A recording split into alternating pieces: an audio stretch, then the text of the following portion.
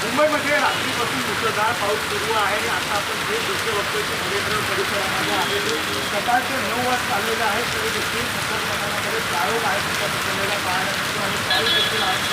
तो मुसळधार पडताना पाहायला मिळतो आहे मरीन परिसरामध्ये देखील नागरिक आहे ते पावसाचा आनंद देखील घेताना पाहायला मिळतो त्यामुळे जे मुंबईचे काही सखल भाग आहे या सखल भागांमध्ये देखील काम करण्यात आलेलं आहे की आता वाहतुकीवर देखील आहे तो परिणाम झालेला पाहायला मिळतो कारण आज सोमवारचा दिवस आहे काल सोमवारच्या दिवशीच आहे तो पहिल्याच दिवशी आठवड्याचा पाऊस आहे तो मुसळधार झालेला पाहायला मिळतो आणि याच पावसामुळे आहे तो कुठेतरी रेल्वे टाईम आहे यावर देखील परिणाम झालेला आहे 10 ते 15 मिनिटांना ड्राईव्हचा उशीर आहे आणि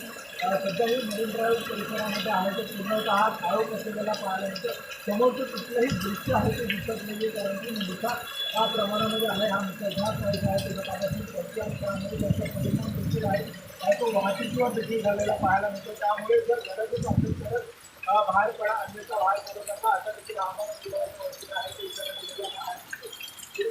गरज करतात ते घरातील मुंबई